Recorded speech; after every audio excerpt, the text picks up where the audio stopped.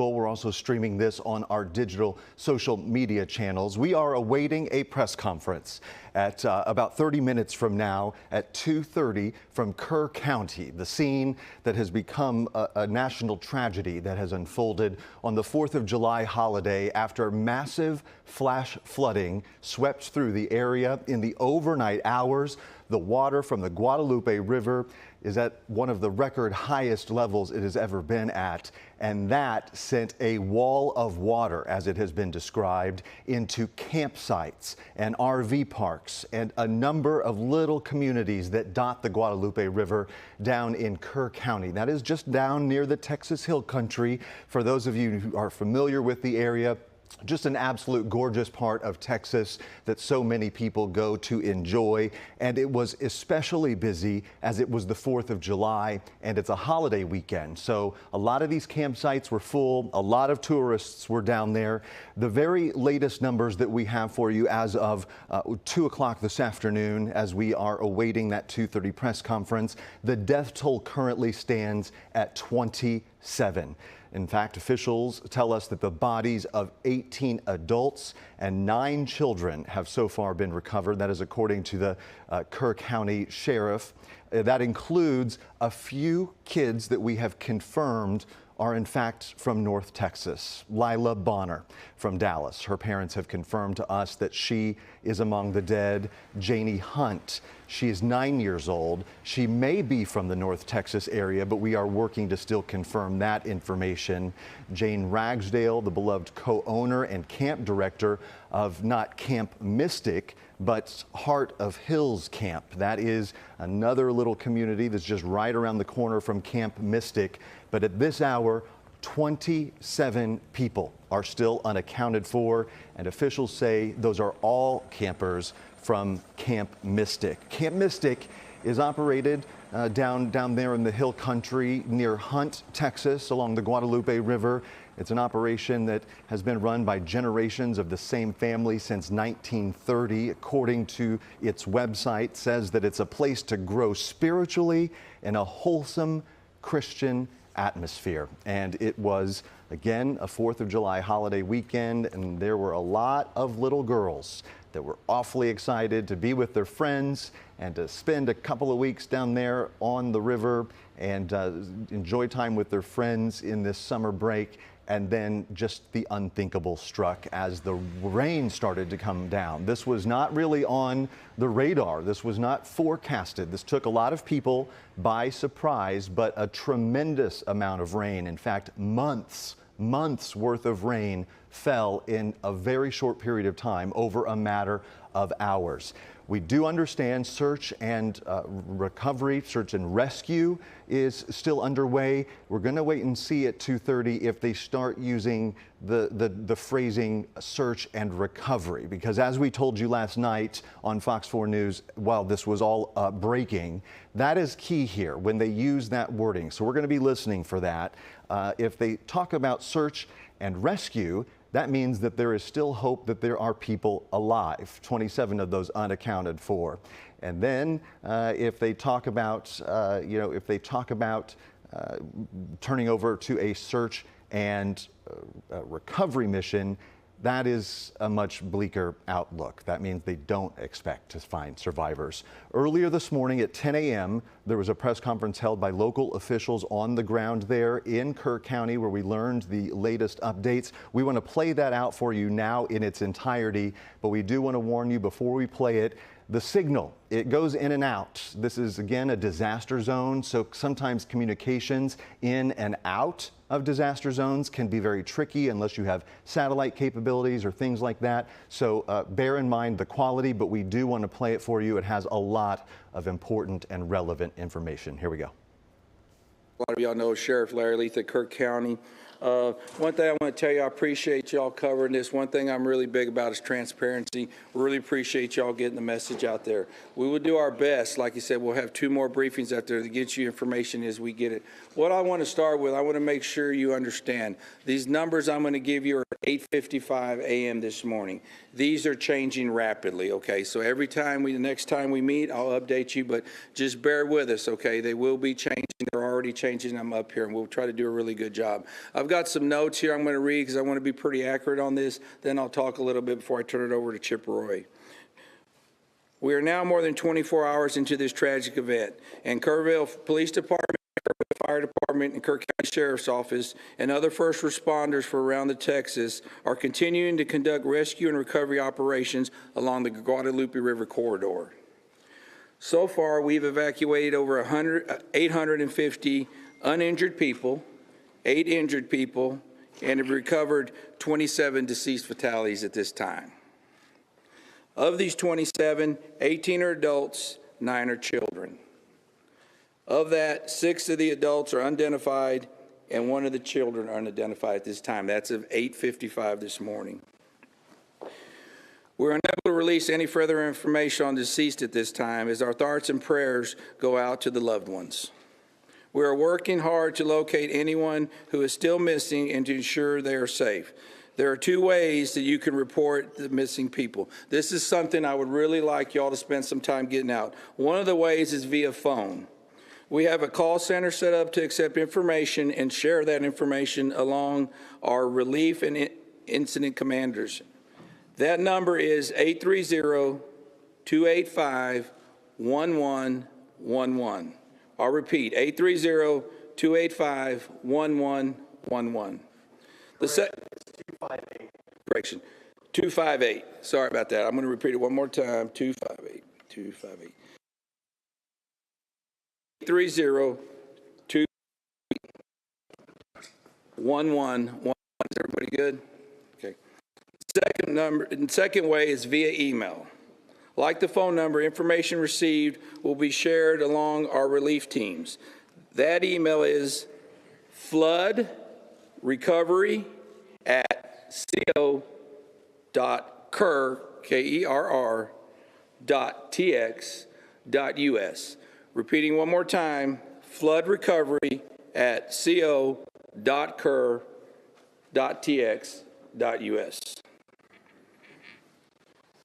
There is a shelter for the general public who needs assistance at the First United Methodist Church, 321 Thompson Drive in Kerrville. 321 Thompson Drive, Kerrville. At present, we don't need material.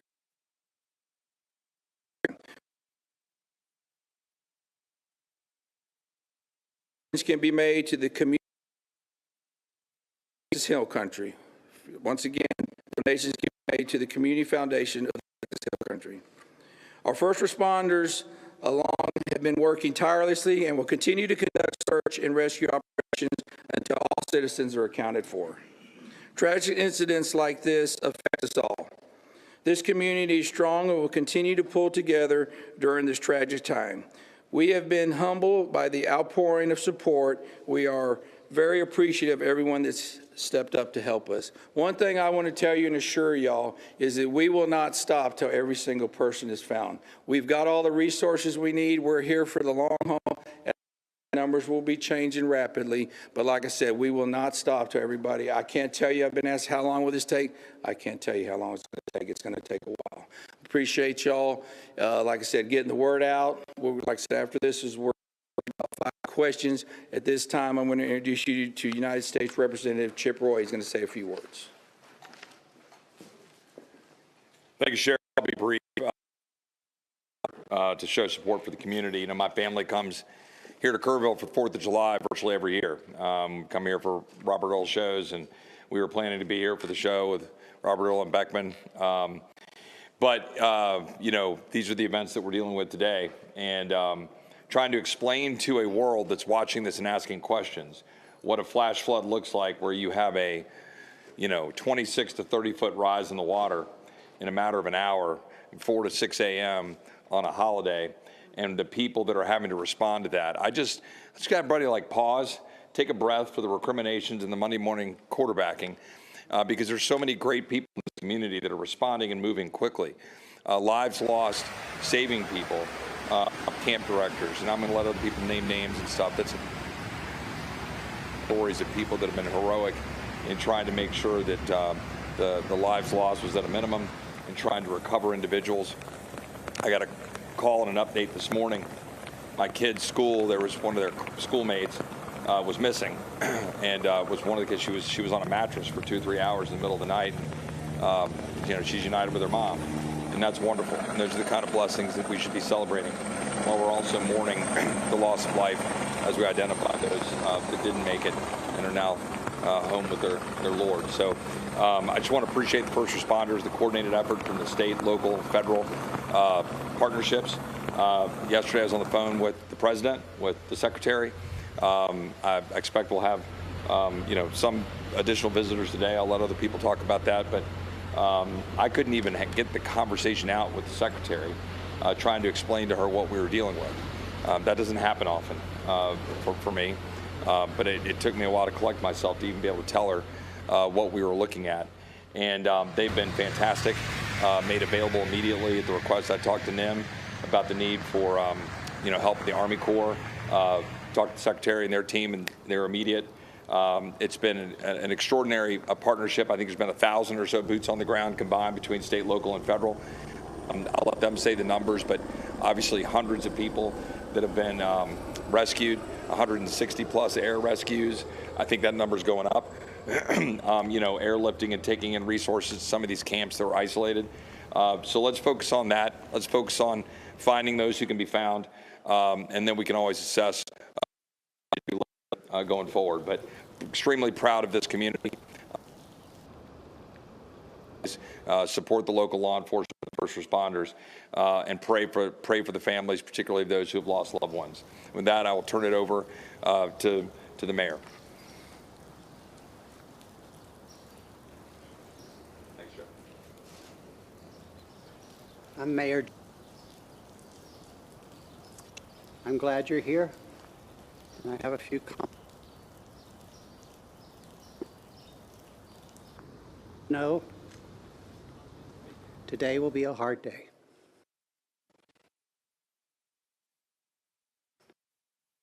This is the message I want to share. The city of Kerrville is thankful. We have help from our city crews, from county personnel, from state agencies, and federal resources, including the Coast Guard. People can help. Community Foundation of Greater the Texas Hill Country. Information about this can be found on the city's Facebook page. How to help? From my phone, from my texts, from my emails, thousands of people across our state and the world want to get information about that. Follow the City of Kerrville Facebook page.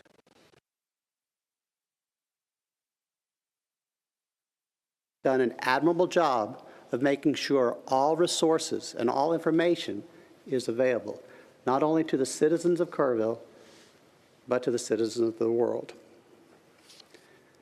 I'm thankful you're here. Today will be a hard day. Please pray for our community. Thank you. Next up is City Manager Dalton Rice. Thank you, Mayor. Dalton Rice, the City Manager for the City of Kerrville. Just wanted to give a couple updates on operations. Operations did continue through the evening. We used specialized equipment with a lot of any areas that we could whatever. So operations did continue throughout the night. The water did receive even if water under the road, we are seeing a lot of debris, a lot of asphalt that is washing up, so there could be some other damaged areas. We did start boots on the ground operations about 8 a.m. this morning and started about southwest of Hunt. So southwest of Camp Mystic. These folks will be traveling very difficult terrain up through Ingram, and we're going to start getting information. So again, as the sheriff had alluded to, the information is changing constantly, and it's going to be changing by the minute. Talked about roads. Don't do your own searches. We know everybody wants to get help. As the roads start clearing up, you're gonna want to get out there. We are in constant communication with families. We're in constant communication with those around, and so we will continue to effortlessly with our partners. Again, we've been working with Border Patrol, Texas DPS, game wardens, federal side, U.S. Coast Guard is here. We want to thank them. Air assets. Again, we have hundreds of state and federal and local resources out here supporting this community. We do have grief counselors out there, so if there's anybody that needs any support, please don't hesitate to reach out as well. We still are operating shelters. Shelters are the same ones that we gave out before. Good news is a lot of the shelters have gone down in numbers, so there's either been those that have been reunited or kind of moving on. A couple of locations we had 18 girls that have been reunited with their families. We're down to about 4 that we're working on reunification as well. So reunification efforts are continuously ongoing from the missing person side. Here over the next few hours, we're going to be putting more information out there as far as missing persons, on how to contact if you have somebody that is missing or a loved one. Y'all have the camp number right now. We are continuously working on the other missing person side. The best way that I can sum this up is we have the known, which is the 27 potential missing campers that we're looking for now. The unknown is how many people were here locally, visiting, on vacation, doing other things in the community that we just do not have numbers. So these numbers are going to change throughout the day. And with that, we will take 5 questions. How many people are still missing? On the missing individuals, children, and then the total number of missing adults and children for the county. So the 27 missing is the children from Mystic that we have. As far as unknown other missing, we do not have. Can you expand on that, Mr. Rice? A lot of people in the community, business owners, people that are living along the river, have said they are very concerned the number will go up of missing, and they want to know more about how you guys are looking for them. Yeah, absolutely. So like I alluded to with the operations piece, we have basically a team of about 34 folks from Texas DPS, game ward that are boots on the ground on each side of the river, starting in Hunt, and they're starting to make their way up. Across this entire area, it's probably about a 17-kilometer stretch. They are going to be in very debris terrain, very difficult, challenging contours along the riverbanks. So it is a very harsh environment. We are doing what's called a primary search, which is basically a very quick search, but when I say quick, that is up, down, sideways. They're turning over as many rocks as they can, culverts, up in trees. They are looking at every possible location, and then we'll start going into a layered approach, or what we also have from the locals, which has been a really great resource. In the floods that we have, there are known collection points where debris tends to collect along the riverbank. We do have intel on what sites and locations those are, so we can also put additional resources into those collection sites and start getting a more focused approach on that. Is there a lot of traffic like there are so many people, I know this is so early, there's so many people already asking what can be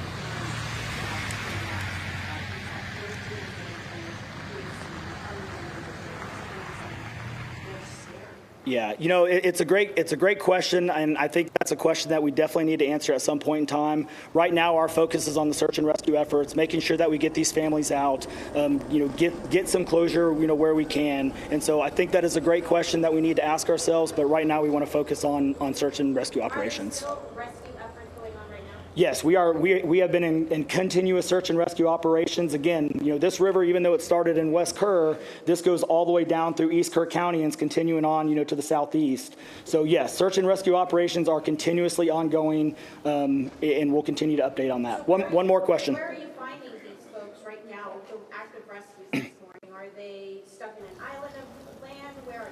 Typically, rescues, if we do find them, they're going to be in trees or we find them, either on high ground. Again, most of the rescues that we are having at this point in time are other camps. So we have a lot of camps, and they are all accounted for, but they are isolated because of road damage. So we know where they're at. We're getting them food, water, resources, and now it's a matter of just getting them safely across, low water crossings or other areas to other shelters. There's so much confusion, though, about these kids. We know that there's missing kids. Are you going to give a list of We want to protect, those families and their information. The other thing I want to point out, and thank you for bringing that up, these families are getting bombarded with spam calls and spam information. So we want to keep the kids' information and these families' names out of any public light to give them the opportunity to grieve and make sure that we give them the best possible resources that we can and get them reconnected as soon as possible. So some of them are, and some of those have been a great help as well. So yes, it is a double-edged sword. Our next one will be at 2 o'clock, and we'll give updates then. Thank you. So that was a little bit earlier, the press briefing that we received this morning at 10 a.m. And you heard a lot of information there. They are still talking about this being a search and rescue mission. I talked about that before we went out to it. That means that there is hope of finding people alive. The search and rescuers say that they have found people in trees, that they have found people that have gone to higher ground, and also those who congregated to other camps and are just awaiting to be rescued because it's difficult to get in and out of there. A lot of the roads have been washed away. You're looking at live pictures right now. That is of a park there in Kernville, Kerr County. And you can see that there is still some standing water out there, and the skies are gray. I want to talk about that a little bit because the forecast is something that people are clearly keeping an eye on. So this is a multi-pronged approach, right? They have the issue in front of them, which is trying to find people alive and make recoveries and make rescues. But then they also have to keep a focus on the forecast because additional rain is expected to be falling there potentially. And that is going to only compound the problem. The reason why you see some of that standing water there, you can learn of how quickly the water goes down, but it's still sort of just a little ponding there. That probably was filled and was probably a raging area 24 hours ago. And that's the fascinating part and the scary part, frankly, with flash flooding. You have a tremendous amount of rain that comes down in a short period of time, and the ground becomes so saturated that there's nowhere for it to go. And so that is when things start flooding, and you start seeing localized street flooding, and then you've got waterways and watersheds that are impacted. The county judge there last night was talking about how this is one of the most deadly watersheds in the United States, and flash flooding is a problem. I personally have been down along the Guadalupe River in my time covering national and international news as a correspondent with Fox News Channel. So this is something that folks are not exactly not used to, but not to this level, not to this scale.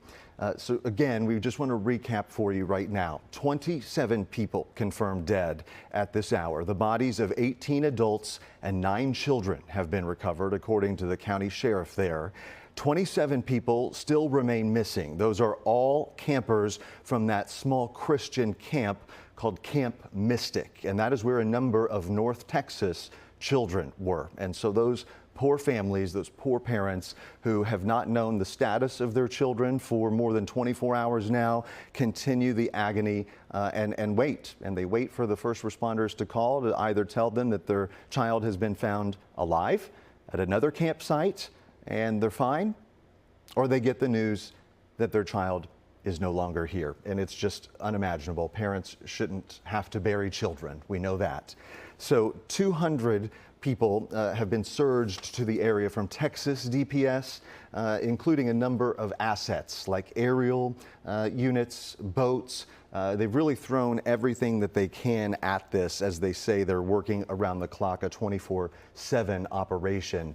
We talk about the water and the potential for more rainfall. So you have this particular area that is sort of the epicenter of this disaster.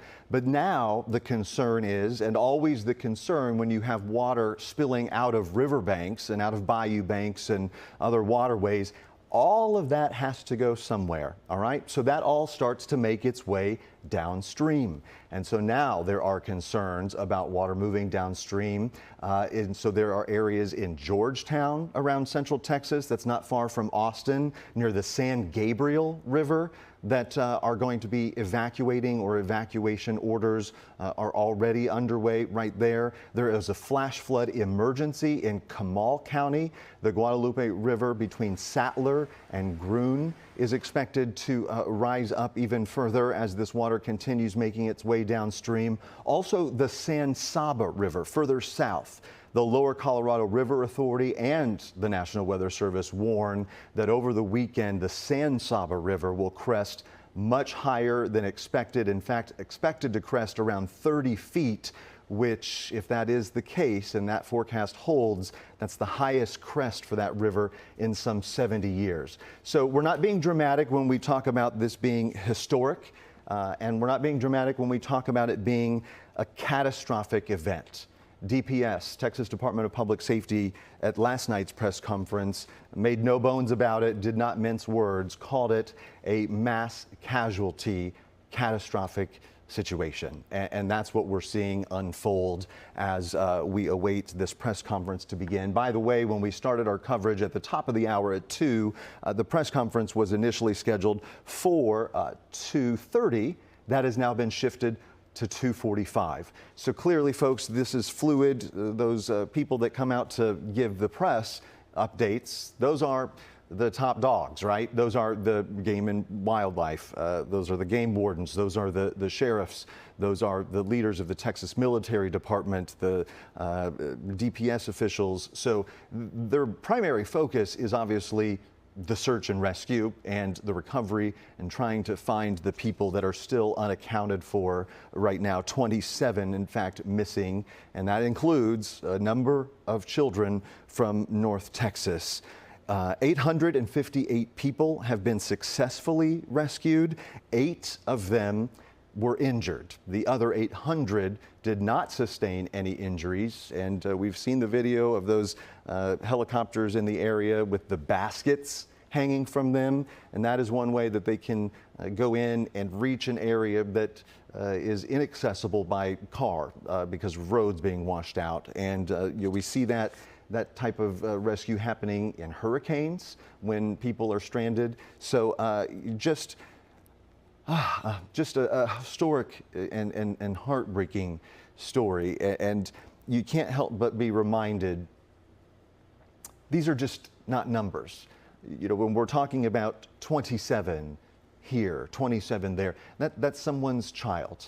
That is someone's parent. That is someone's loved one. And we don't take that lightly. And we want to certainly acknowledge that this is a time of grieving for so many and a time of uncertainty. Could you imagine as a parent going to bed, or at least trying to put your head on your pillow and not knowing where your kid is? Any parent watching us knows that that would just be about one of the hardest things a parent could endure. And a lot of people are enduring that at this time. I want to talk a little bit about the continued mobilization of state resources. Texas Task Force 1 and Texas Task Force 2 are both mobilized. And we talk about those groups a lot. Governor Abbott saying they're among the best search and rescue experts in the whole nation. And they have a lot of specialized equipment. that is designed for fast-moving water like this. And we want to point out that that video you are seeing, that is from yesterday, I believe, and that is when the water was violently moving, and that is not what it currently looks like, all right? Because we talked earlier about the flash flooding. Flash flooding waters go down just about as quickly as they come up. And that always, again, fascinated me in my time out in the field covering numerous disasters. One day you could barely get into a spot to do live reports for the public, and then within a matter of hours, sometimes roads would be reopened because the water goes down just as quickly as it comes up. The reason for that, as I was talking about earlier, because then it starts moving downstream, and so then that creates problems for people and communities south of the primary epicenter. But we're talking about months worth of rain falling in a very short period of time, and in fact that caused that river to go so incredibly high. In fact, river levels rose about 26 feet in a matter of hours, and that was right around a window of 4 and 6 a.m., so a time when people are sleeping and completely caught off guard, probably very little warning, and the water just inundated a lot of these campsites along the river and washed away RV parks. A wall of water, again, as it has been described. As we continue to wait for this press conference to happen with Governor Abbott, also should point out that DHS Secretary Kristi Noem is traveling to Texas, and she is going to be part of the briefing coming up here. Secretary Noem will join Governor Abbott along with Senator John Cornyn and Congressman Chip Roy, a number of others. And speaking of U.S. Congressman Chip Roy, who represents the constituents in that area, he did an interview talking a little bit about the situation on the ground a bit earlier. We want to play a little of that for you now. And let's go right now to Chip Roy, Republican congressman from Texas, on this desperate search effort. We thank you for joining us today. I'm sure you're very, very busy. What more can you tell us from what you're learning from search and rescue personnel there on the ground? Yeah, well, I got in late last night, close to midnight. I was supposed to be in D.C. for the signing of the big, beautiful bill. I would normally be right by this bridge right behind me for the 4th of July celebration here in Kerrville. My family comes every year, and unfortunately we're here under these circumstances. As Mike just said, the river right behind us rose almost 30 feet in less than an hour. Unprecedented, historic. It's like a wheelbarrow of water got dumped here. The great first responders, state, local, federal, were all working together, about 1,000 boots on the ground yesterday. We had about 240 rescues yesterday. 160 of those were air rescues. I know they were working through the night to try to get to a few of the kids in camps who were isolated because you couldn't get to them because the roads were down. So a coordinated effort, plenty of resources here. We've got the manpower. It's just an operation to go make sure we can go find anybody who is still alive, and then obviously a recovery for those who unfortunately perished. Our prayers are with all the families, but it's not just the kids that we're obviously devastated about. It's also the local individuals, a camp director who I think really sacrificed her life trying to save kids. Some stories about camp counselors doing the same, and we'll just have a lot we have to go through as we digest all of this. But I'm really proud of all the people who came together. Spoke with the president yesterday. He was supportive. Spoke with Secretary Noem yesterday. She was supportive. All of our colleagues have been reaching out, but now we just got to continue to finish the job today. Hey, Congressman, you mentioned that your family goes there every year. Is this a pretty popular vacation spot for a lot of people in the area? And then on top of that, separately, what more can you does the area need to ask for from the federal government? Or are you set pretty much for this phase of this right now?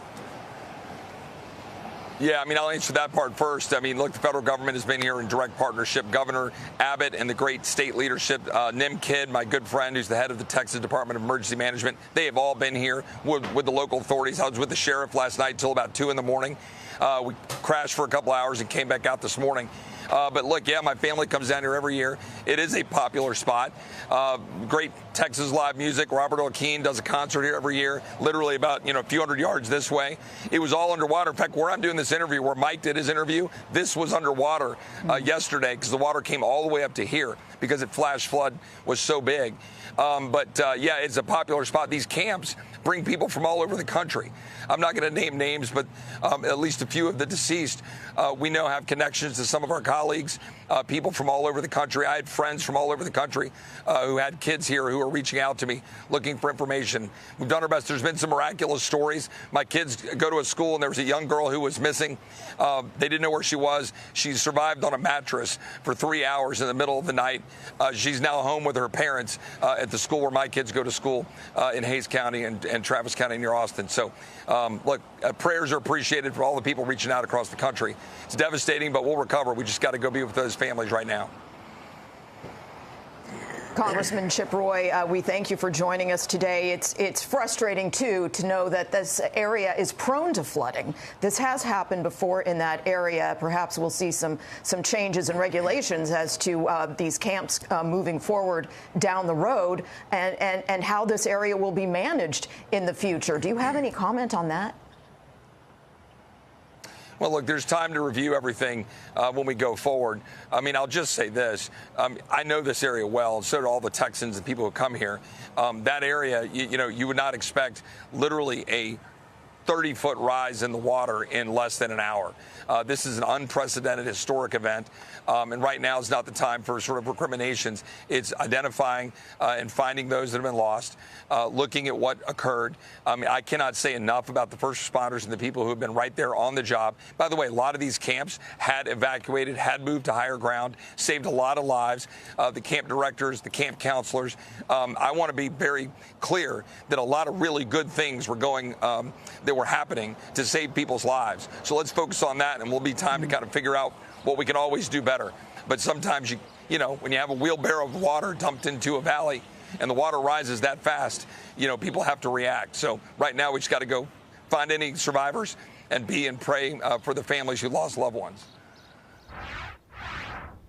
So we are taking a live look right now at the table there set up for the first responders, the dignitaries that are going to be joining Governor Abbott. Again, that press conference has been moved to 2:45, so we're a little less than 10 minutes away from that beginning. Of course, we are going to carry that in its entirety once it starts. I want to talk a little bit about some of the North Texas connections that we have, and Congressman Roy discussed that a little bit in that interview.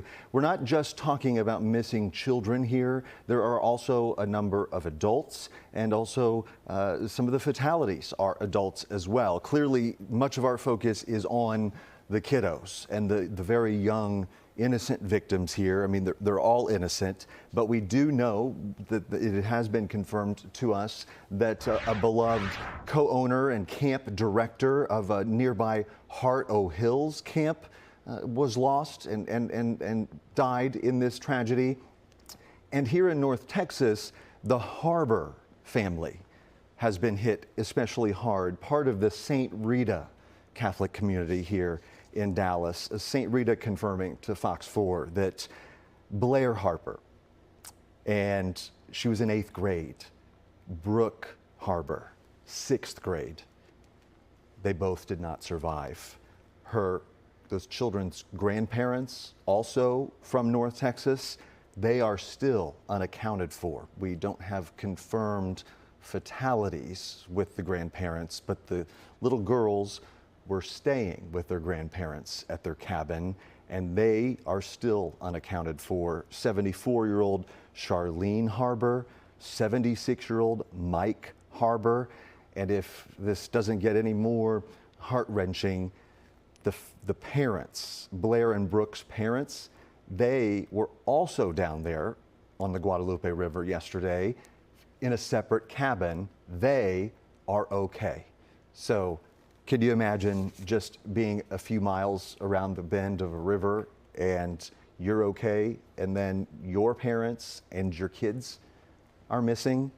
That's just one story of many that will be emerging in the coming days and weeks as we continue to follow this story and show you the faces and tell you about the people behind this tragedy. And they were there to have a good time on the 4th of July holiday. The river is a great place for a lot of people to flock to. Beautiful, beautiful part of Texas there in the Texas Hill Country in San Antonio, 65 miles northwest of San Antonio. And this is a very wide-reaching disaster. I should point that out as well, because Governor Abbott has signed a disaster declaration, not just for Kerr County, but 15 counties total that are impacted by this, and that extends down into those communities south where we talk about the issues of rising floodwaters as the water makes its way downstream. So you've got a number of communities that are impacted. The scope of it is so large. You're looking again at this live picture of a park in Kerrville, and there's a bit of standing water there, but again, I almost wish we could have somehow a before and after of what that looked like yesterday at this time as opposed to what it looks like right now. You can see beyond the tree line there is still some standing water, but a lot of that area is drying up. The concern, of course, is if any additional rain starts falling there, then that is only going to hamper the search and rescue efforts. But you've got helicopters in the air, you've got drones in the air, boats in the water, a whole lot of men and women out there on the front lines doing everything they can to bring some closure to the families and to be able to give them a little bit of an update in terms of where their children are and the status, because the agony of trying to figure out where your child is and not knowing and not being able to talk to them has to be one of the most helpless feelings in the world. First responders had asked the families to please stay away from the area because they don't want people getting in the way of the first responders and all of the crews that are out there in muddy roads and wet, soggy fields. They don't want anything getting in the way. But if you're a parent and you're sitting up here in North Texas and you haven't heard from your child, I think that the first inclination is just to get in the car and get down there. And some of the people have done that. I want to mention as well, for looking ahead, our own Peyton Yeager.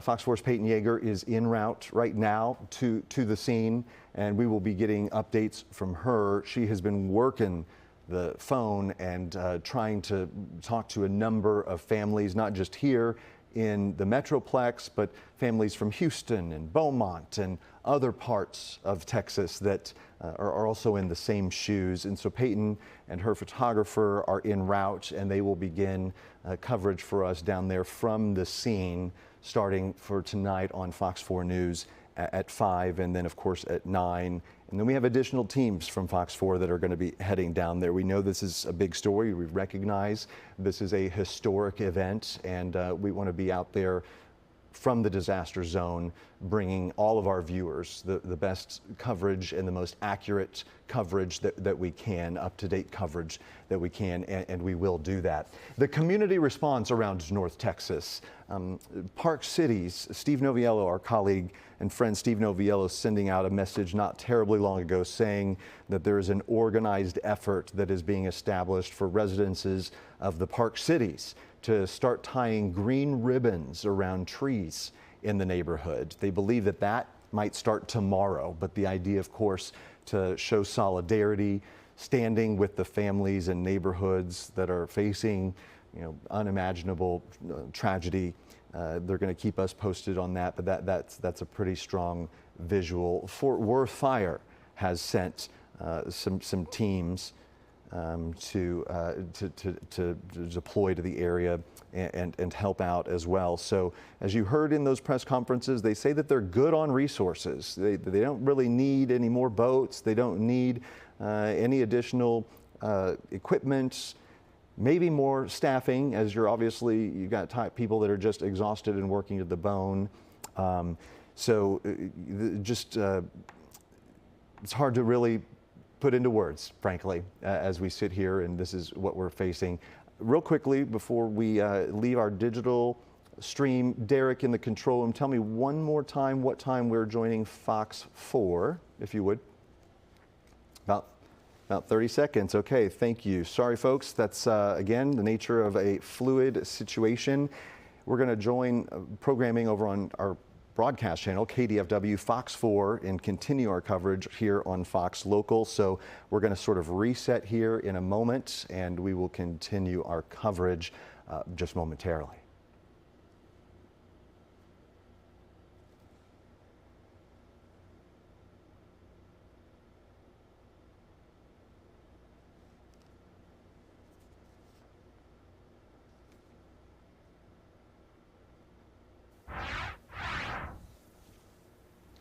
Good afternoon, everybody. Casey Stiegel here in the Fox 4 News studios in downtown Dallas. We are coming to you live, breaking into programming on KDFW, our broadcast station. We also like to welcome all of our viewers joining us on our digital platforms through the Fox Local app and our YouTube channel and other streaming services. We are monitoring a breaking development, breaking story in Central Texas on this Saturday, a weekend where we normally would be spending a great deal of time celebrating and having a good time. Instead, we are awaiting a press conference scheduled to begin any minute now down in Kerr County, Texas, which is central part of the state.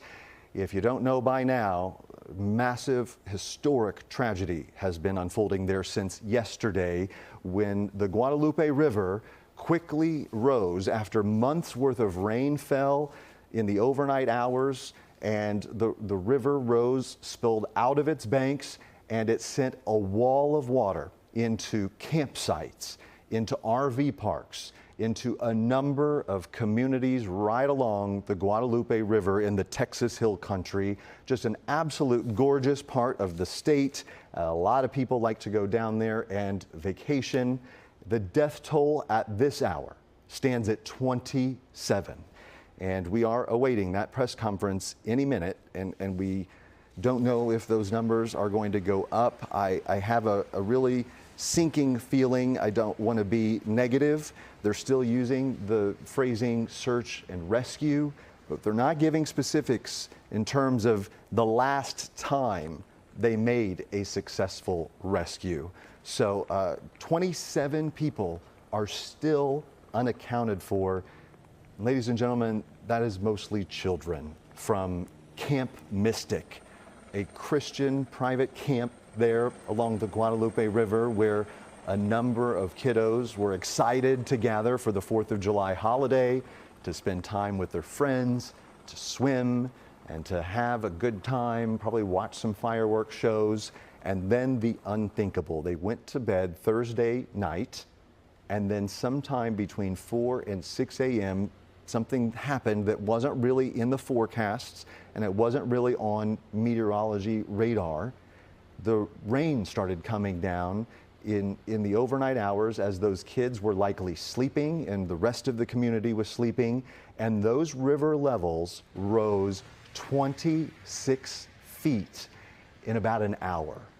And when you're talking about that much water, it has a tremendous force and a tremendous amount of power, and it can lift houses off of foundations. It can toss cars around like toys, and a wall of water is how it has been described by those who have survived, and it just washed out campsites. So Camp Mystic, unfortunately, all of the 27 who remain unaccounted for at this hour are all from Camp Mystic, including some kids from right here in North Texas, some of whom we have confirmed with their families that they have not survived, and some still holding out hope, although that hope is dimming as the time goes on. We want to talk about rescues. 858 people have been successfully rescued, most of them uninjured, but 8 of the rescues were people who had sustained injuries. The Texas National Guard, says that more than 150 of those were rescued by helicopter. The roads, as you can see there on those pictures on your screen, just washed away. And when you talk about that much water coming down in that short period of time, it is very powerful, and it can wash off roads, it can wipe away street signs, and you can return to an area and it doesn't even look familiar to you. Familiar landmarks are no longer there. The flood waters have gone down as quickly as they came up. That's why we call it flash flooding.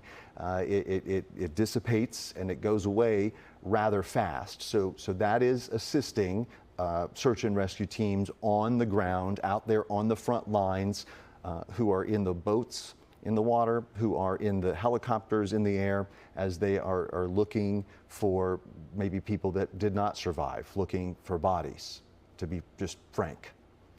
And officials have told us that they have found some of those people in trees, and that they have found some of them in cars. And it's just unimaginable when you talk about such a large scale loss of life. I apologize. It's just, this is just a moving story, and it's moving fast and it's developing fast. But when you talk about this loss of life, it's really unimaginable. St. Rita School, and Catholic school community here in Dallas-Fort Worth has been hit especially hard. The St. Rita officials telling us that 2 children did not make it. Blair Harbor, she was in 8th grade. Oak Harbor.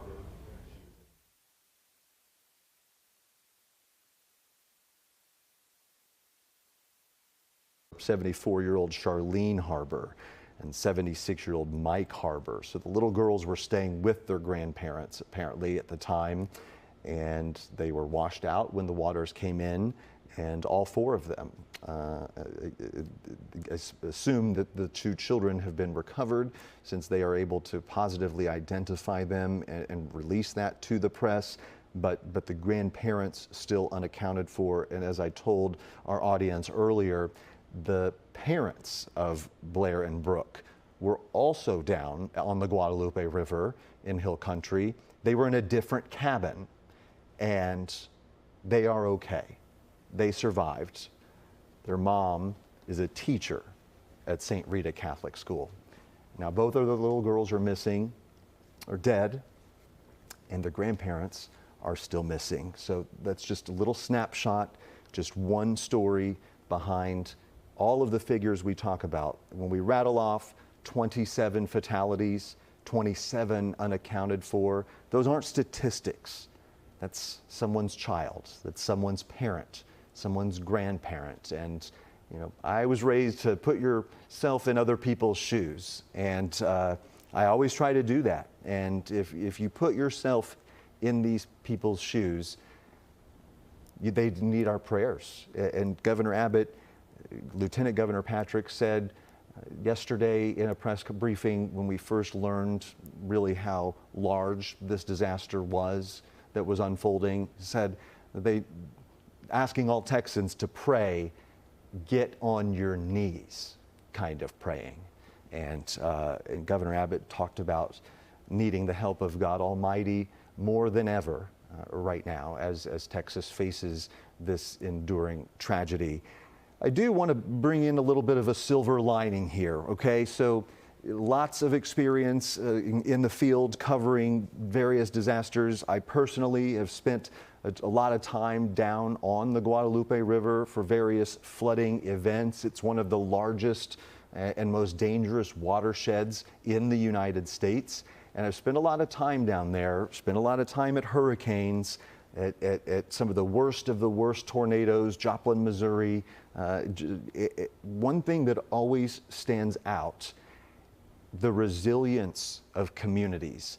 And there's so much division in the country at this moment, but when something like this happens, something really special also happens. People come together, they band together, they wrap their arms around one another, and they they get through it. And I never understand how I can see a smile on someone's face when you're down in the center of a disaster zone. But they've got some of the best attitudes, and I always marvel at that, and I will always continue to do so.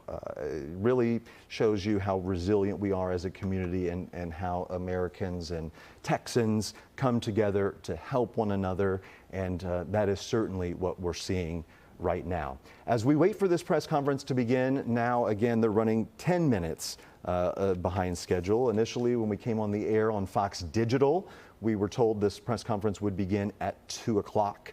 Then it was moved to 2:45, and here we are, 2:54, and you see there the room in Kerr County down there, still empty, and we're waiting for that to begin. Governor Abbott will be addressing the press. Senator John Cornyn is there. Also, DHS Secretary Kristi Noem has traveled to Texas, and she will join the press briefing there as well. For right now, as we wait, I want to toss over to some more sound with U.S. Congressman Chip Roy. He represents constituents in that area. He did an interview a little bit earlier discussing and describing the scene on the ground. I want you to take a listen to this. And let's go right now to Chip Roy, Republican congressman from Texas, on this desperate search effort. We thank you for joining us today. I'm sure you're very, very busy. What more can you tell us from what you're learning from search and rescue personnel there on the ground?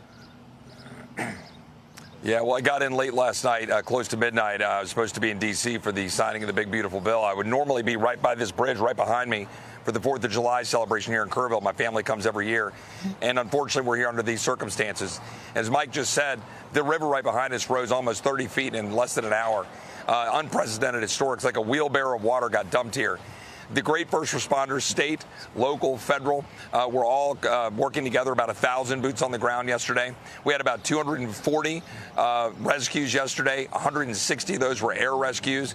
I know they were working through the night to try to get to a few of the kids in camps who were isolated because you couldn't get to them because the roads were down.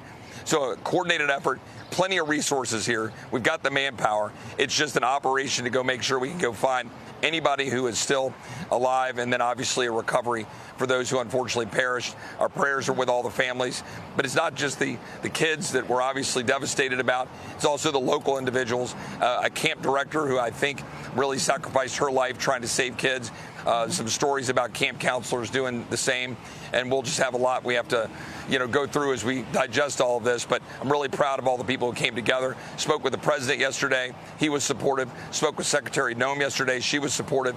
All of our colleagues have been reaching out, but now we just got to continue to finish the job today.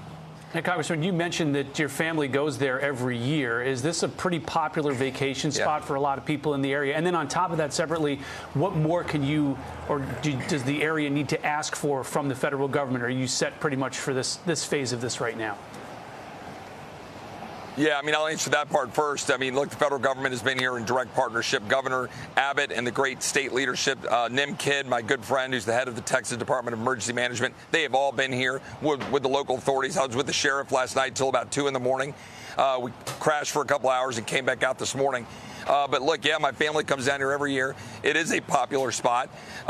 Great Texas live music. Robert O'Keefe does a concert here every year, literally about a few hundred yards this way. It was all underwater. In fact, where I'm doing this interview, where Mike did his interview, this was underwater yesterday because the water came all the way up to here because it flash flood was so big. Yeah, it's a popular spot. These camps bring people from all over the country. I'm not going to name names, but at least a few of the deceased we know have connections to some of our colleagues, people from all over the country. I had friends from all over the country who had kids here who are reaching out to me looking for information. We've done our best. There's been some miraculous stories. My kids go to a school, and there was a young girl who was missing. They didn't know where she was. She survived on a mattress for 3 hours in the middle of the night. She's now home with her parents at the school where my kids go to school in Hays County and Travis County near Austin. So, look, prayers are appreciated for all the people reaching out across the country. It's devastating, but we'll recover. We just got to go be with those families right now. Congressman Chip Roy, we thank you for joining us today. It's frustrating, too, to know that this area is prone to flooding. This has happened before in that area. Perhaps we'll see some changes in regulations as to these camps moving forward down the road and how this area will be managed in the future. Do you have any comment on that? Well, look, there's time to review everything when we go forward. I mean, I'll just say this. I know this area well, and so do all the Texans and people who come here. That area, you would not expect literally a 30-foot rise in the water in less than an hour.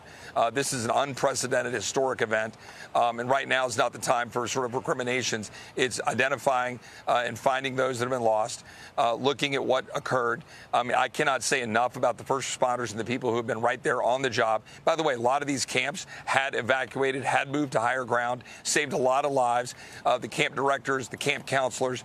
I want to be very clear that a lot of really good things were going that were happening to save people's lives. So let's focus on that, and we'll be time to kind of figure out what we can always do better. But sometimes, when you have a wheelbarrow of water dumped into a valley and the water rises that fast, people have to react. So right now we just got to go find any survivors and pray for the families who lost loved ones. So that was Congressman Chip Roy, who represents that area, and you heard him talking about a little girl that he knew who survived on a mattress for several hours. So again, we know miracles happen, and I know people are holding out for a miracle here. And frankly, when you just look at the big picture of it and looking back historically with stories like these, you don't have to be a rocket scientist to figure out that the longer time goes, the lesser the odds are of you getting a positive outcome. So we want to remain positive, and if it was my child, I would be remaining positive too. You also have to be realistic, and this now is approaching more than 24 hours since this happened, and it is very possible that some little girls are huddled up with others at a different camp, and they're safe. The internet is down, the comms are down. People may have lost their cell phones. Those could have been washed away. They may not even be able to get a signal. A lot of times these first responders, even us, members of the press, we have special towers we use for Verizon, FirstNet towers and things like that that give us priority so that we can get key and critical information out. So possible that there are girls that are all safe and sound, cold and scared, but hunkered together, and that is a possibility. And so when we have this press briefing that's supposed to start soon, we hope that we can get some kind of updated information on that, because as the weather has, there's been a break in the rain and the skies have cleared a little bit, so they've really been able to get in there thoroughly, once again, assessing the area by drone and helicopter and by boat, and assess what they're dealing with and just sort of the footprint there on the ground. They talked about how this flooding is not something unusual. This particular flood was historic, but they get lesser flooding in that area quite frequently because of the topography of the area. And so, you just wonder if people were able to use previous experiences with flooding. It sounds like, despite the fact that this took a lot of folks by surprise because it came down so fast, some must have gotten a heads up that there was some heavy rain on the way, because there's been discussion with some of these briefings that there were some evacuations ahead of this. So that, of course, begs the question how some people decided to go ahead and evacuate perhaps ahead of time, and others did not. But as you heard there from Congressman Roy, it's something that was not on their radar, and they certainly did not expect that much rain to come down in that level of time. or they would have issued evacuations. Trust me. I mean, they would have gone door to door, and they would have worked to get all of those people out of those campsites and those communities that just dot the Guadalupe River there in the beautiful Texas Hill Country, about 65 miles northwest of San Antonio. But I want to go back to, once again, the problem that this creates for people living downstream. So Texas Governor Greg Abbott authorized a disaster declaration, signed that for 15 counties. That includes Kerr County, which has the epicenter, ground zero, if you will, but 14 other counties are included in that, so 15 total. And a lot of those are neighboring counties downstream, south of there, because all of that water has to go somewhere. It recedes back into the banks of the river, it recedes into creeks, bayous, and other waterways, and then it starts making its way into other watersheds. So the Lower Colorado River Authority, for instance, tells us that the San Saba River could be cresting this weekend 30 feet, the highest crest they've had in the San Saba River in San Saba County in 70 years. So there is a flash flood emergency in Comal County on the Guadalupe River again. That's between Sattler and Groon. And then water moving further downstream, impacting the San Gabriel River in Georgetown. That's north of Austin. And there have been early evacuations there this afternoon as this water that inundated this community now makes its way downstream and causes headaches and problems for millions of other Texans. So a lot of people, not just those in this area, a lot of people facing uncertainty on this Saturday afternoon. Again, it's a holiday weekend, folks. This is a time when we should be celebrating America's birthday. We have fireworks shows last night. People are off of work. They are with their families. People have traveled to be with their families. And lay by the pool, throw some burgers on the grill. That's how people expected to spend their holiday weekend. Certainly did not expect to be dealing with one of the largest natural disasters unfolding in recent history in Texas. And when we talk about the number of missing, 27 missing, those numbers could turn to fatalities. And so, realistically speaking, I don't want to sugarcoat, I don't want to sound insensitive, but I also don't want to sugarcoat things for you. Because we're drawing on a lot of experience from covering disasters and events like this. Mother Nature is not to be played with. She's quite frightening, and having seen it countless times with my own eyes and being in these disasters, it's just very, very powerful. Sometimes it is extremely unpredictable, even with the best forecasting tools and all of the advances of modern technology. But we're still caught off guard every now and again. And that's what happened here in central Texas, in Kerr County, the town of Kernville, 65 miles northwest of San Antonio, part of the beautiful Texas Hill Country. I talk about what folks were going to be doing for the 4th of July holiday, and I told you earlier about how I was taught growing up to put myself in other people's shoes.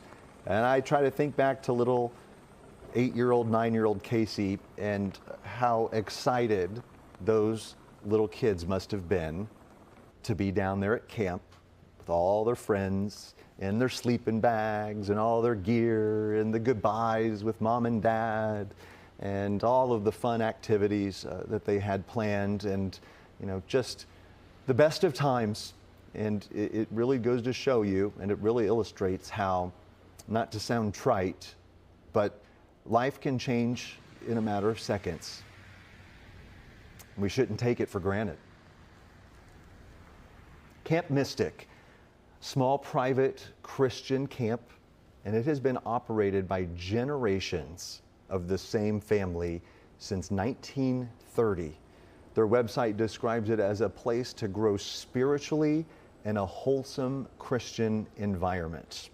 It's near Hunt, Texas, right there along the Guadalupe River, and 27 people from Camp Mystic are unaccounted for, still missing now more than 24 hours since those floodwaters rushed into their camps between the hours of 4 and 6 in the morning as kids slept, and very little time to react. And I know that those camp counselors and the adults tasked with taking care of them and overseeing their safety did everything that they could to keep those kids safe. But when you have a wall of water, or fast moving water that is so swift, it can carry a house off of its foundation and send it downriver. Sometimes there's just no fighting back with something like that and something so powerful. We have a number of North Texas families that are impacted by this, and that is not lost on us as we look at this from a large scale view, a story that is all over the national news on this Saturday, and national networks are parachuting correspondents and teams in here to give coverage in the coming days and weeks, because folks, this is going to unfortunately stretch over quite a period of time. It takes a bit of time to be able to clean up and to move all of the debris and to get roads cleared and power restored, and it's not an easy feat. So some of the hardest days are ahead for this community, and again, the communities downstream impacted. The weather forecast for today, there's some chances of rain for parts of these areas that are already so saturated, and that's just the last thing they need, obviously. But we're going to get in with Dylan Federico, our meteorologist, in a little bit, and he can talk about the overall forecasting and the rivers and the cresting and things like that. But when you have months and months worth of rain come down over the course of a few hours, it is not a good. It's not a good situation, and you see the result. Roads washed away. That is making it very difficult for, even if the waters have gone down, it makes it very difficult for those teams that have boots on the ground to get in and access some of the badly damaged areas, and frankly, the people who probably need help the most. So there are Texas DPS helicopters that are in the air. They have numerous drones that are doing surveillance. Those drones, just incredible. I mean, they have night vision capabilities, heat sensing capabilities on them. I don't know if you remember back to the Boston Marathon bombing, and when the suspects were on the run, and one of them was hiding in a boat in a backyard, and the helicopters with the heat sensing equipment were able to see the suspect hiding under the boat cover in someone's backyard. That's how they figured out where he was, and that's how they got him. And so this technology now really makes it easier tools to assist them in these efforts that are so arduous. We're going to go ahead and now toss over to the press conference. I'm being told that this is underway. It's about to be underway.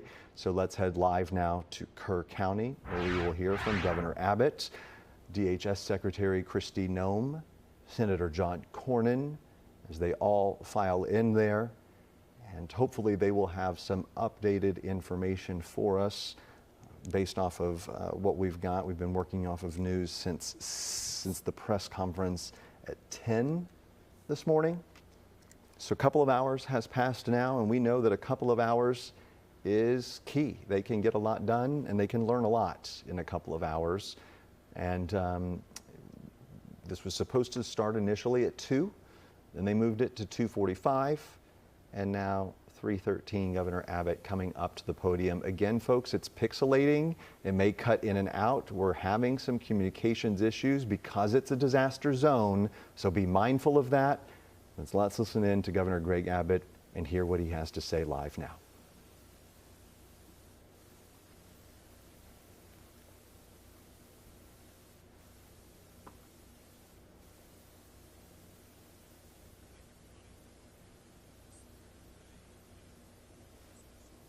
Okay.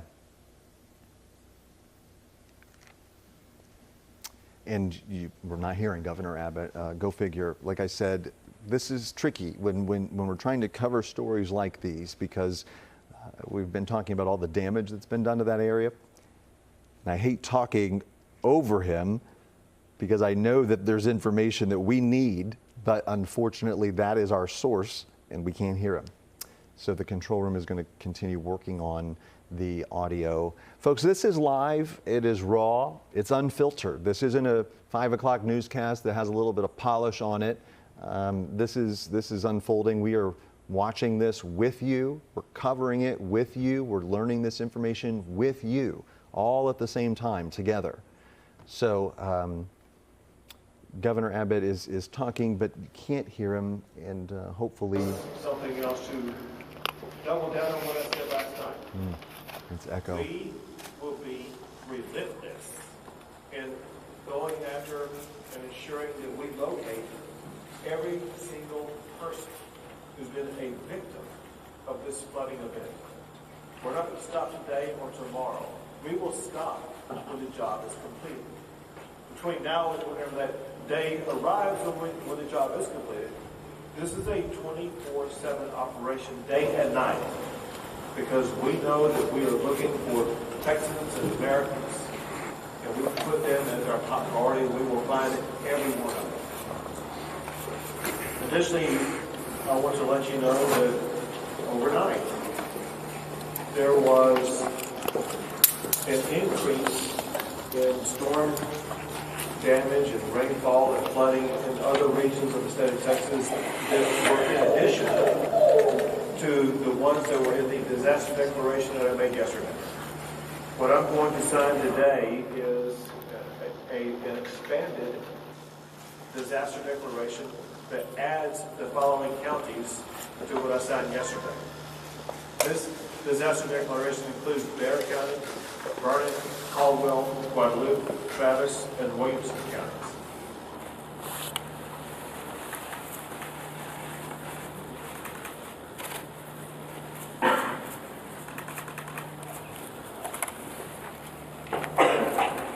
We will continue to add counties as needed, as conditions either worsen or improve in counties across the state of Texas.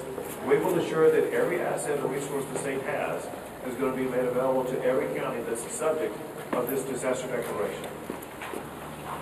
Also, I've had the opportunity to visit not just with Secretary Doan, but other officials in the Trump administration.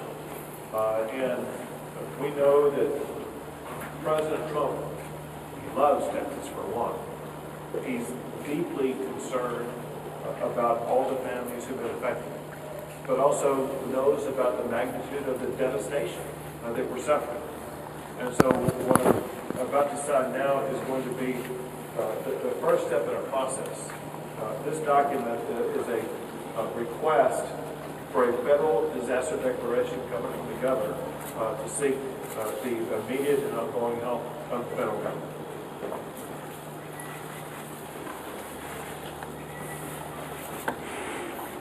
I want to express my gratitude in advance to President Trump for his entire administration for their devotion to the state of Texas. He always tells me about his love for the people of the state of Texas, his deep concern for them, and I know that he's feeling that now as much as he ever has. And there's no better way to show that than the fact that he wanted to ensure that he and his entire administration was represented here today by Secretary Kristi Noem to whom I would like to turn things over at this time.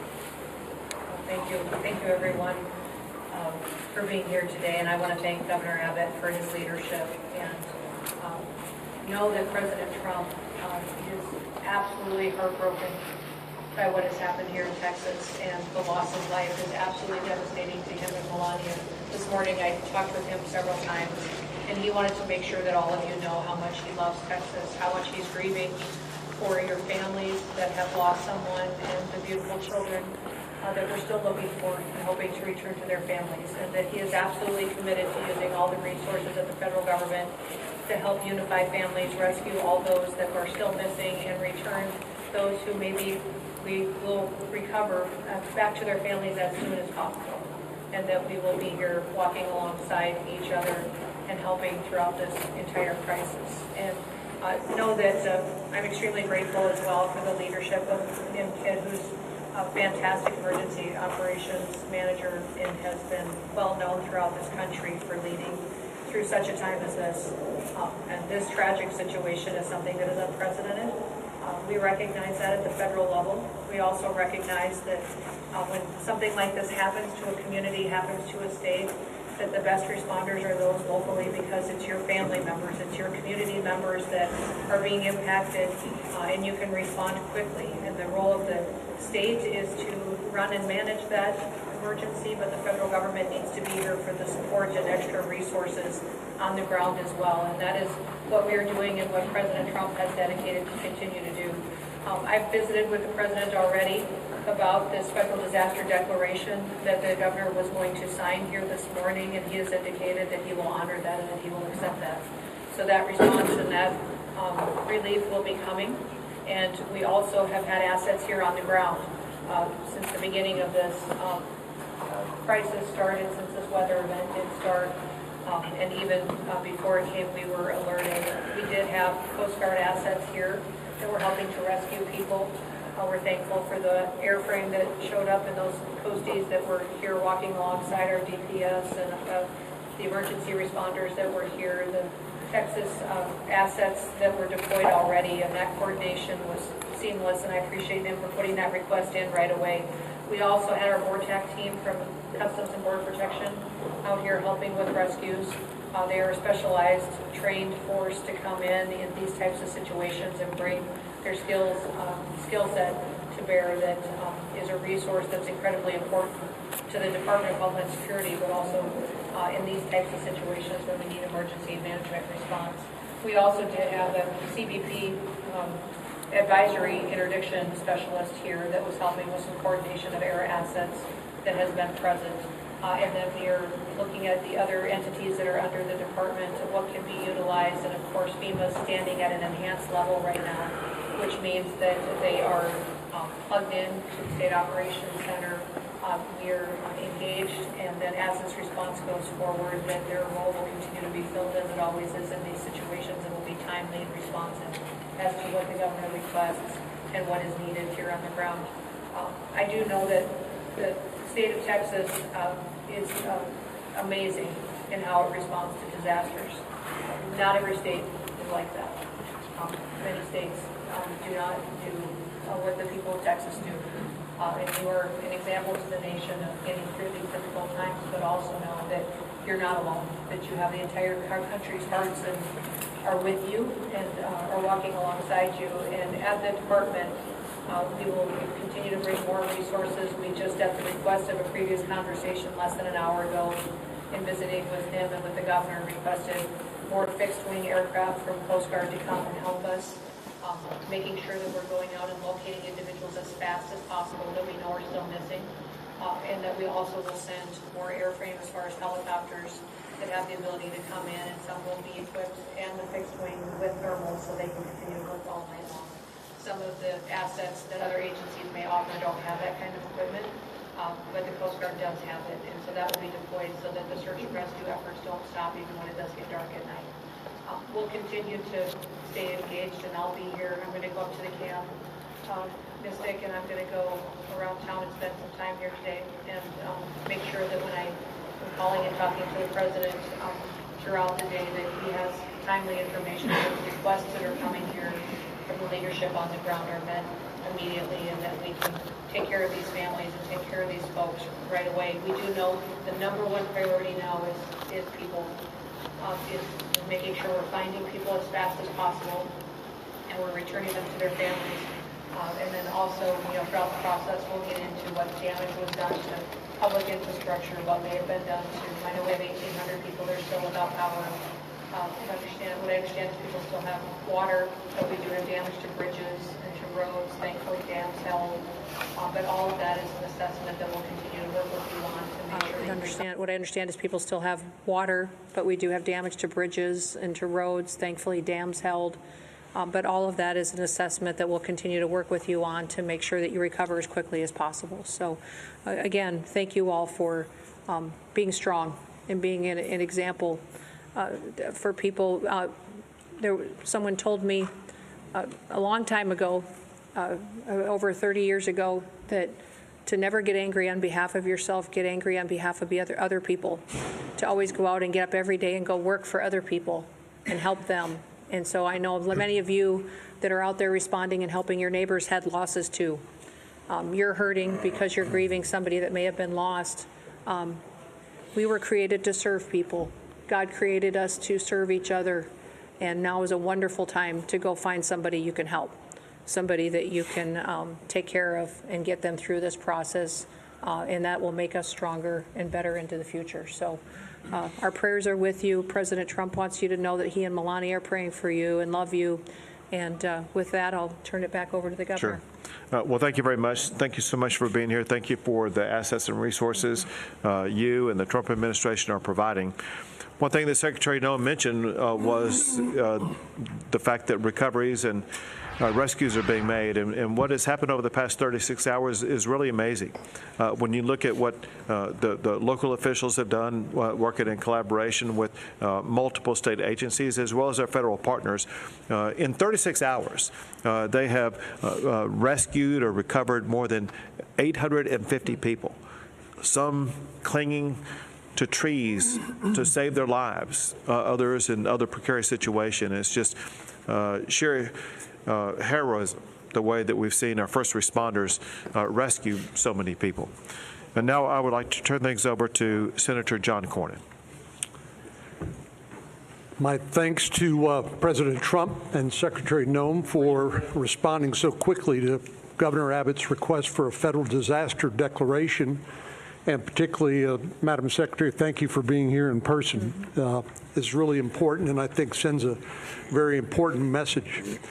Unfortunately, I've been to a number of disasters over the years across the state of Texas, as has the governor, and none of these get any easier.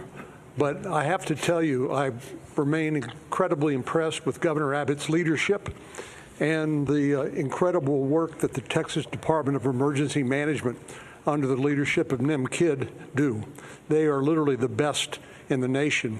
And what Secretary Noem said about other states not responding as well is true. It's something we should be very proud of and grateful for, particularly at a time like this. And then there are the men and women who are standing behind us here, who have been doing the work on the ground, not waiting for the federal government to show up. They've been getting the work done, as the governor pointed out. And we are all together, we are praying for those who have lost loved ones and are grieving. We are celebrating with those who have been reacquainted with and rejoined with their family members. And, a few years ago, the governor will remember this, up in West Texas after a terrible disaster, a county commissioner there said something to me that I think is appropriate at a time like this. He said, being from Texas is not just about where you're from. Right. It's who your family is. Hello? And so when things like this happen, we come together as a family, as Texans, in a way that I'm very proud of, but it's very important because this is who our family is, and we owe it to them.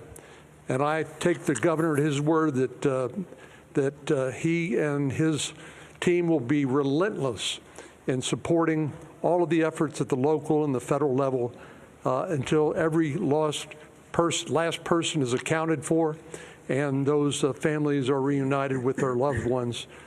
But Governor, thank you again for your leadership. Secretary Noem, it means a lot to us for you to be here. And we appreciate Governor Abbott and Chief Kidd, but we appreciate President Trump and you responding so quickly to the governor's request for disaster declaration. Thank you very much. Thank you. And now Congressman Chip Roy. Thank you, Governor. Thanks all of you for being here. Before I was crazy enough to run for Congress, my family and I started a tradition of coming down to Kerrville for 4th of July. And we've been coming here every summer since my kids were little. They're now 14 and 15 to see Robert Earl and whoever else was playing. And pictures have been popping up my phone, the ones that, kick on the anniversary of different shows, like a bunch of different shows over the last decade. It hits home. It really does. It hits personally for those of us for whom this is our community, our home. My family lives in Hays County, but we spend a lot of time in Kerr. And I can't say enough about the local leadership and what they've been doing in the face of this disaster. Your city manager has done an extraordinary job. Your sheriff has done an extraordinary job. I could go down the list of everybody, and I'll leave somebody out. But I can't say enough about what they've done, and then I can't say enough about the governor and about NIM and about the leadership that has come from the state and from DPS and from TDEM to get this done and to do what we're in the process of still doing to react to this unfortunate circumstance. It's been professional and it's been extremely well done. And I have to say, the secretary yesterday, I reached out to her office. I think it might be 15 minutes later that I got a call from the secretary, immediately responding to requests. I talked to NIM about the need for Army Corps support and some other stuff, immediately talked to the secretary about it. The collaboration, the teamwork, local, state, and federal, I cannot overstate the extent to which everybody set aside turfs or any of those kinds of things to deliver for the people of Texas. Now, we're far from having finished the job. We're all here knowing that we still have work to do. We're still prayerful. We're still hopeful. Obviously, there's a lot here that we're dealing with, but I'm deeply appreciative for that coordination. And last point that I'll just make is, and I've said this a little bit earlier this morning, there's going to be a lot of finger pointing and a lot of second guessing and Monday morning quarterbacking. And I just wanted to pick up on what I think the governor said about 850-something individuals that were moved quickly in this circumstance and in a once-in-a-century flood where you get 12, 14 inches, where you get a 26 to 30-foot increase in water in the course of an hour and a half at 4 to 6 o'clock in the morning on a holiday. And that's what we're dealing with in these circumstances and where those camps are. There's a lot of people saying why and how, and I understand that. And I understand why parents would be asking those questions and all of the media. But where we are right now in terms of what we've done to be able to protect people, move them, get them out of the camps, and the heroic efforts of people that worked in those camps, directors of the camps, people who own the camps, who not just risked their lives, gave their lives to try to go save the lives of those kids. That's who they are as Texans. And I'm so proud of that. And I'm so proud of the work that everyone's done to do that. And now we just got to finish the job and be with the people. And importantly, pray for the families who have lost their loved ones. Thank you. Now, Kerr County Judge Kelly. Yes, I think I'm the only one at this table that lives on the Guadalupe River. And our properties were devastated, and I barely got home yesterday. I started my morning ushering in a crew with a skid steer and 2 dump trailers, 3 trucks, 9 men to start trying to rebuild what went down the river. I then had the opportunity to come here, where I was asked to go over to the funeral home. I had issues over there. I am a 50-year lawyer and a mediator and arbitrator, and we had some issues that needed attention. And I got to see firsthand many of the body bags, and it breaks my heart. And coming back from that, we had an opportunity to go on a helicopter ride with the senator and the mayor and inspect the devastation. We flew all the way up the South Fork, all the way to Criders. And you can see what's happened, and it's going to be a long time before we're ever going to be able to clean it up, much less rebuild it. But there's nothing on the other side of Criders. It's just hill country. And we didn't know. We know we get rains. We know the river rises. But nobody saw this coming. And what I really have to report to you is it was a godsend to be able to get out of the helicopter, walk back into this building, and sit down with these people and cooperate, arm in arm, hand in hand, to do the best we can to work the process. The rescue has gone as well as can be expected. It's getting time now for the recovery.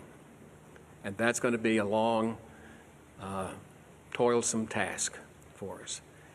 And what I would reiterate that I've heard others say is as long as we stay together, we'll get this done.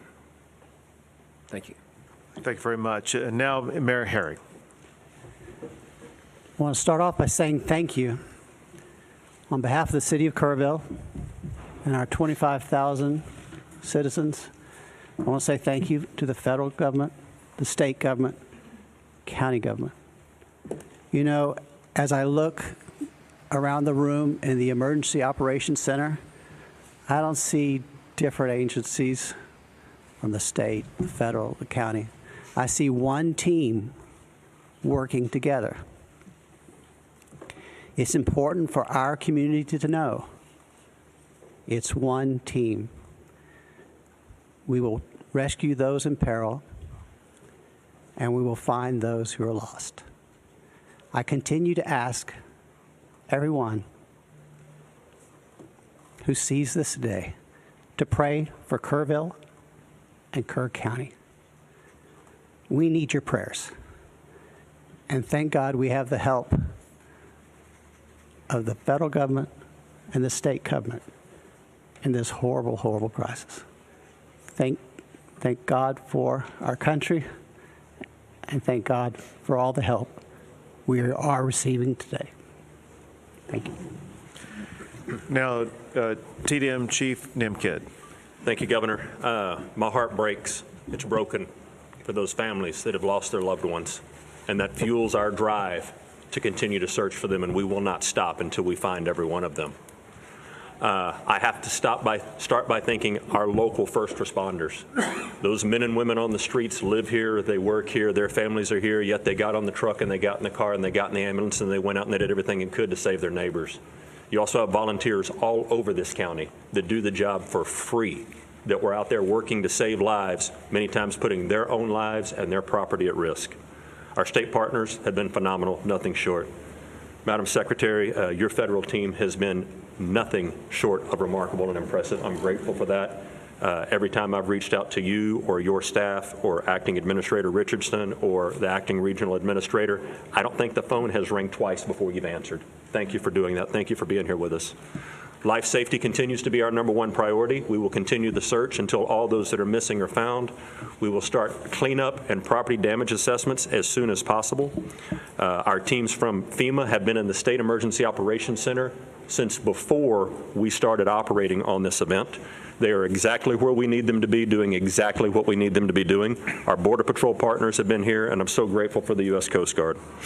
Acting Administrator Richardson and Regional Administrator Stoller have been great partners to us. We continue to work forward. And if I may, I'd just like to run across a few more of the numbers. 1,331 state additional personnel that have been added to this response on top of all your local responders. Over 906 state assets here. That's 125 from our agency, 172 from the Urban Search and Rescue Team at Texas Task Force 1, over 160 from the Department of Public Safety, over 250 from the Texas Department of Transportation, 170 from the Texas Wildlife Department, Military Department 136, and the A&M Forest Service here with 115, and almost 190 people on the health and medical side. Governor, our team stands ready to assist this community. Thank you very much. One last thing, and that is there is a word there's been the most common word that's been spoken over the past 36 hours, and that is the word prayer. It's been repeated by the people who are watching this as we speak right now. It's repeated often on social media, through phone calls, through texts. And those prayers are answered in so many ways. Answered by that child who was being swept down the river and happened to find a tree to cling on and was able to continue with uncommon strength to be able to remain clinging to that tree until a helicopter was able to descend upon her and lift her out of that harrowing situation. It could have been the reason why water stopped rising into a home or a cabin or something that would have caused an entire building to float away. It could be the reason why there have been so many people who have been located wherever they were down the river basin. It could be something that prevented somebody from getting into the water to begin with. All we know is that prayer does work. Your prayers have made a difference. We ask for continued prayers as we continue our efforts to locate everybody who's been affected by this, and pray so much for the families who have lost a loved one, who are going through challenging times that they never imagined on the 3rd of July that something like this would happen. Prayer matters, and we thank God Almighty. God has blessed Texas and will continue to bless our great state. We'll take a few questions. Have the numbers changed? 27 dead and 27 missing from Camp Mystic. Sure. What I can tell you is there's still 27 missing. We have recovered some additional bodies at this time. We're trying to identify at this time. What I can tell you, an update, there's 32 deceased. 18 of those are adults and 14 are children. 5 of the adults remain unidentified and 3 children remain unidentified. We are still working on that this time. As I said earlier this morning, the numbers are going to continue to change. They're going to continue to change till we're done. It's been a very good day as far as being out there and being able to do some things, and we've got a lot done. Chief, early on there was a lot of conflicting information about the search, about the number of fatalities, the missing, even a lot of families and parents were rightfully concerned and more importantly confused about all this information. We just heard the judge refer to this as a shift from rescue to recovery. Can you clarify what that means? Are we talking about these missing people no longer believed to be alive? You'll need the judge to answer that piece. Our state assets and local partners are continuing to search for live victims. Is there any indication that there are still people out there alive? Any evidence? History would tell us that after a certain time period, those chances diminish, and we can talk about all of the numbers and the metrics on that. Our hope and prayer is that there are still people alive that are out there, and we are still actively searching for them, and we will continue. And listen, that will turn into recovery at some point, and none of us want to put a time period on that right now.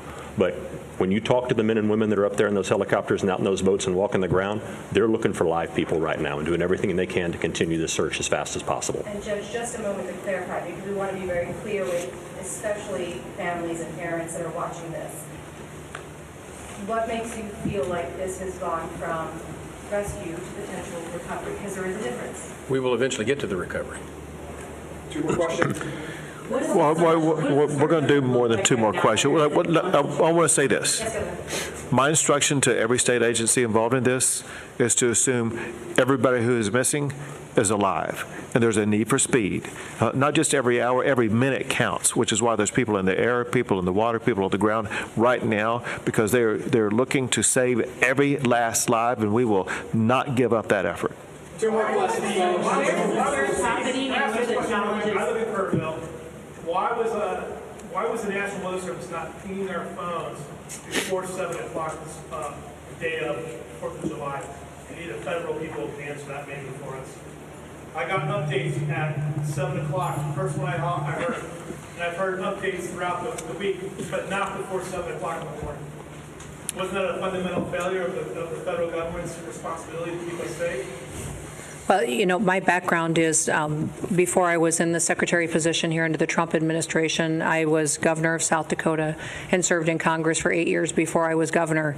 And so I will tell you that for decades, for years, everybody knows that the weather is extremely difficult to predict, but also that the National Weather Service over the years at times has done well, and at times we have all wanted more time and more warning and more alerts and more notification. That is something, and one of the reasons that when President Trump took office that he said he wanted to fix, and is currently upgrading the technology, and the National Weather Service has indicated that with that and NOAA that we needed to renew this ancient system that has been left in place with the federal government for many, many years, and that is the reforms that are ongoing there. The timeline that I have, I don't oversee the National Weather Service, that's not under my department, but the timeline that I did receive from them was that the notifications started to look at its expansion for its limited flood impact area that started on July 3rd at 1:18 p.m. The flood watch was issued. Although it was moderate, it wasn't to the extremes that it was, that when the system came over the area that it stalled, it was much more water, much like I think we experienced during Harvey, the same type of system that was unpredictable in the way that it reacted and the way that it stopped right here and dumped unprecedented amounts of rain that caused a flooding event like this. They continue to elevate and up their notifications.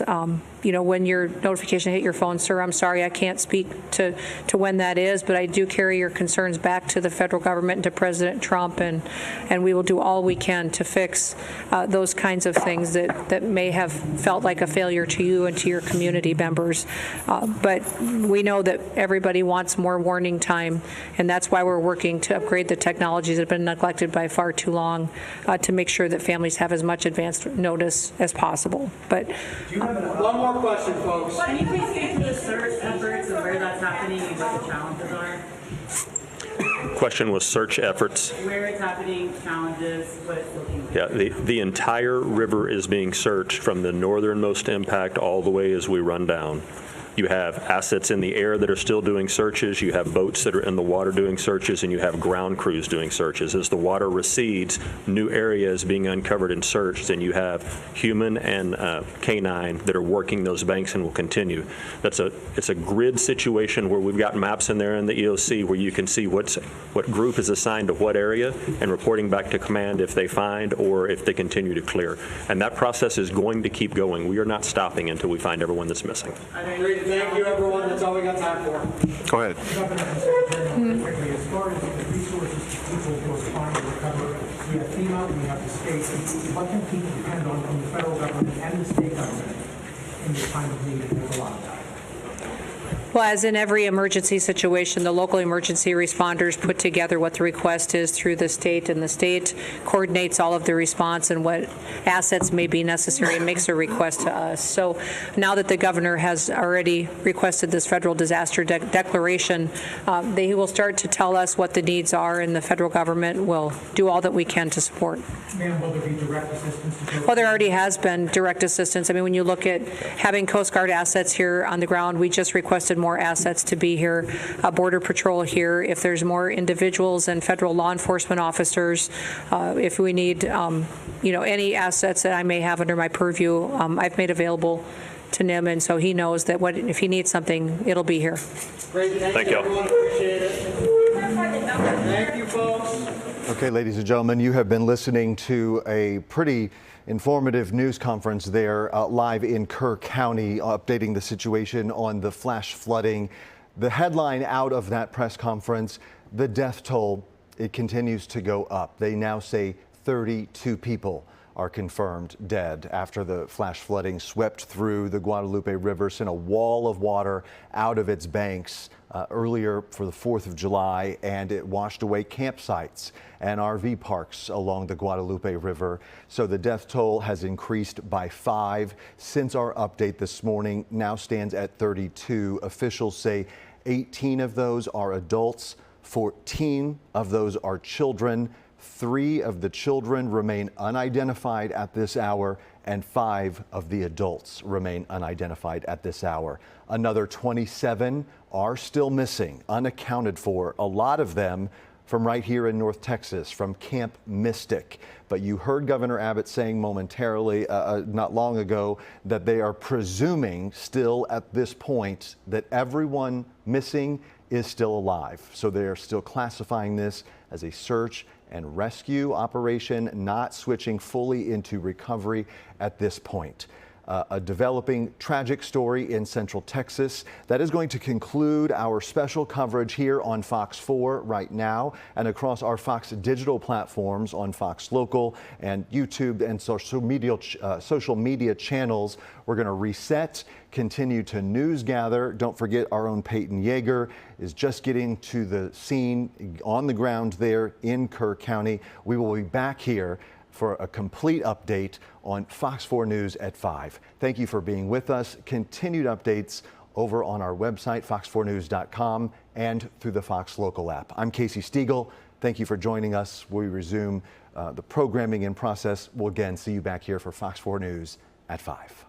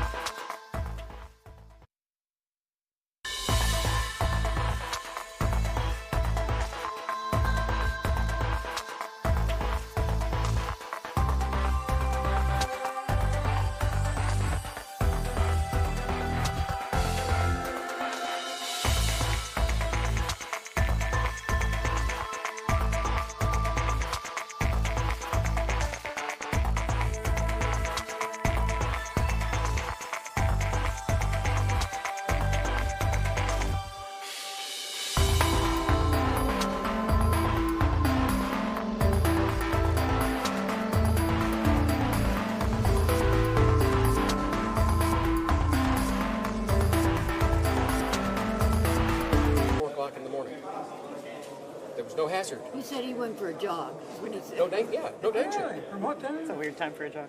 3:30 to 4. He's a city manager. In the morning.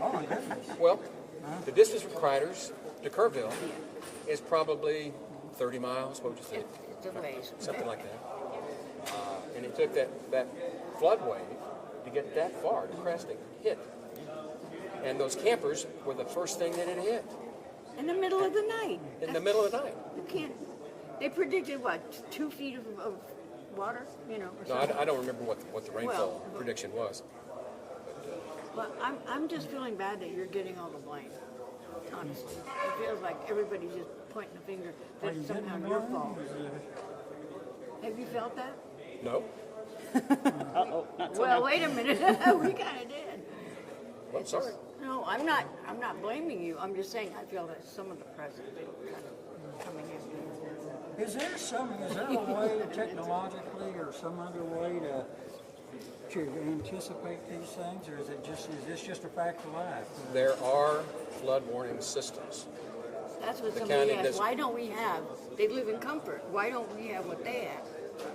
Well, because taxpayers won't pay for it. Well, You saw there what you they go. did to the bond issue, didn't you? There you go. So you talk to taxpayers about it. That's why we don't have it. But They they're won't pay blaming for the it. officials. You know. What would they do? What was that bond issue? Did that come up? Oh, that was a couple of years ago. And so y'all tried to pass one and get a... We didn't have that in it, but I'm just saying they wouldn't even pass what we needed, much less to add something like a flood wall. Do you plan to try to get that in front of the voters? A more advanced flood warning system? I don't know. You think they'd go for it? Secretary Nome do that? Could she have made it happen?